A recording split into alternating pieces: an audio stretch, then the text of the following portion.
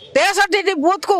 किभली भाव से कैप्चर करछंती किभली भाव अन्याय भाव अनैतिक भाव से भोट नहीं ताको खूब शीघ्र तर्जमा करी तापर पदक्षेप निया जो माने ये सब कार्य संपृक्त अच्छा बीजेडी भोट को जबरदस्ती कैप्चर करी नहीं निश्चित भाव में आम कार्यानुष्ठान दाबी करूँ इलेक्शन कमिशन पाखे आपण मानक इलेक्शन 2 दिन पूर्व आम कहीलु जे जो भाई भाव में से मेसीन व्यवहार कर ईवीएम को व्यवहार करी भोट ना को चेष्टा करचंती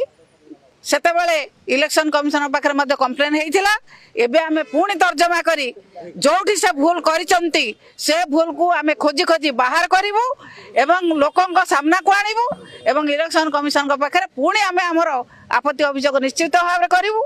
एवं जो भली भाव में आम भोट को से नष्ट करिचंती एवं जबरदस्ती नहीं ईवीएम माध्यम हो अर्थ बल हो बाहुबल हो सरकारी कल हो व्यवहार करी से आम भोट को नहीं ए विषय खूब शीघ्र आम बूथ वाइज तर्जमा करूँ इनक्वारी करूँ आम भोट को से किभली भाव में नहीं आम भोटर माने किभली भाव में भोट देला परे मध्य से